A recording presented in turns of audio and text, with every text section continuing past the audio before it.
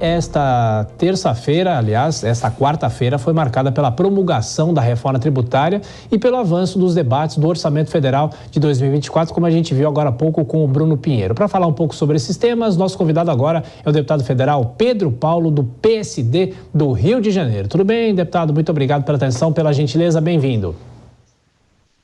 Tudo bem, Tiago. Vocês na Jovem Pan. Muito obrigado. Bom, a gente tem essa discussão sobre o orçamento, sobre os gastos, de que forma nessa sessão de quinta-feira todos os passos do orçamento já devem ficar definidos, apesar, como nós falamos aqui, de alguns pontos que desagradam o próprio governo. Sim, Tiago. Os acordos estão sendo fechados em relação à votação. Isso feito de alguma forma a toque de caixa, né? Nós estamos aqui todos em plantão para aprovação dessas últimas pautas da agenda econômica, assim como também votamos nessa semana a LDO e agora a lei orçamentária. A gente vê com alguma preocupação, né? Porque não está cabendo tudo na proposta orçamentária do ano que vem. O compromisso do governo de chegar ao déficit zero depois de quase uma década de orçamento federal desequilibrado, regras que foram colocadas na Lei de Diretrizes Orçamentárias que vão gerar dificuldade, por exemplo, para a Fazenda, em caso de insuficiência de receita, estabelecer algum tipo de controle, de bloqueio do orçamento, chamado contingenciamento.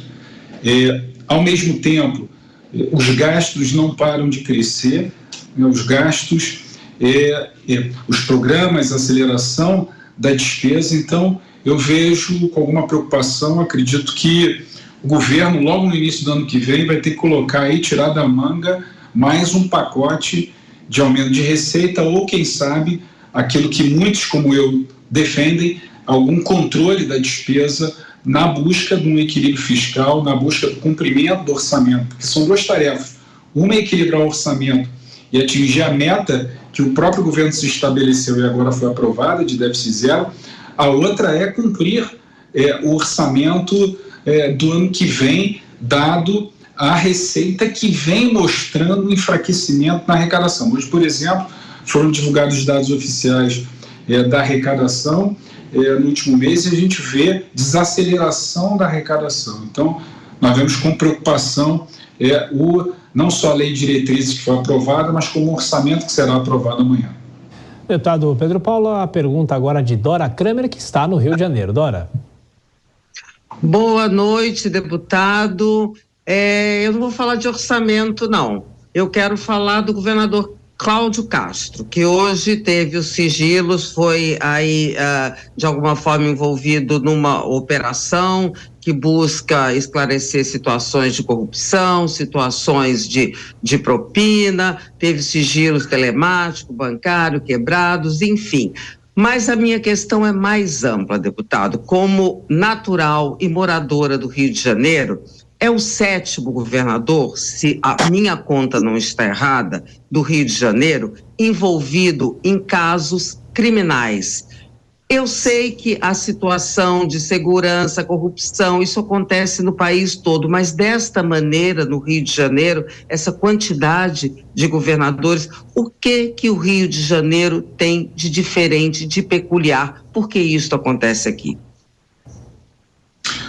Boa noite, Dora. O homem público tem que estar sempre à disposição de prestar informações públicas, né? Essa ação que agora foi aceita a investigação pelo Supremo Tribunal de Justiça ao governador é uma ação uma investigação que já vem acontecendo há algum tempo e que agora o governador vai ter que se explicar sobre esses fatos que envolvem, inclusive, um membro da sua família.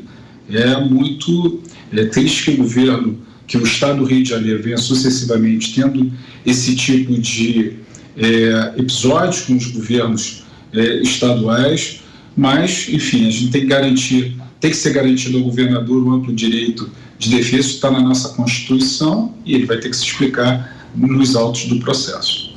O senhor acha que isso pode parar a máquina pública, o deputado, se isso for se arrastando pelos próximos meses?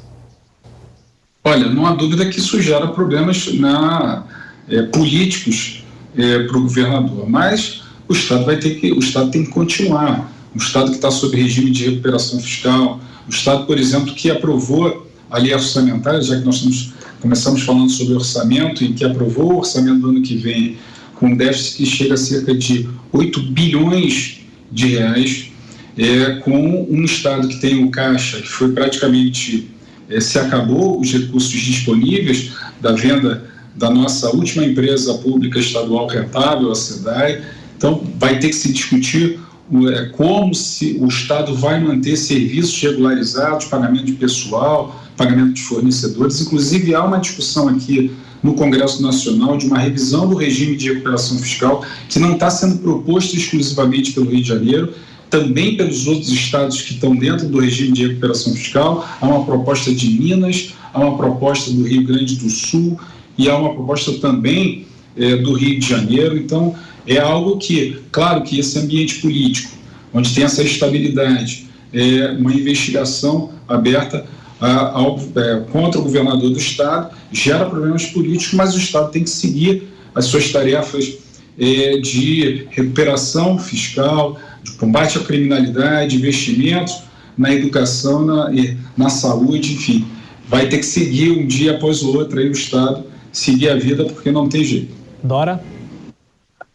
E, deputado, e o impacto eleitoral disso? Eu sei que o senhor não tem nada a ver do ponto de vista político-eleitoral, porque o senhor é do PSD, né, do campo do prefeito Eduardo Paes, mas isso provavelmente traz para os adversários de vocês um impacto, não? Bom, Dora, a eleição está um pouco distante ainda, não tem as eleições municipais no ano que vem. Eu acho que tem que aguardar os desdobramentos das investigações. Isso foi aberto agora, esse processo. Eu acredito que, inclusive, eleição municipal, eu acredito que essas questões mais localizadas da cidade vão ser a tônica das eleições municipais. Eu acredito que essa discussão ainda tem que acalorar muito para gerar algum tipo de impacto nas eleições do ano que vem. Deputado Pedro Paulo, do PSD do Rio de Janeiro, mais uma vez, muito obrigado pela participação aqui na programação da Jovem Pan. Um abraço, até a próxima. Obrigado, Thiago. Obrigado, Dora. Sempre à disposição de vocês. Obrigado.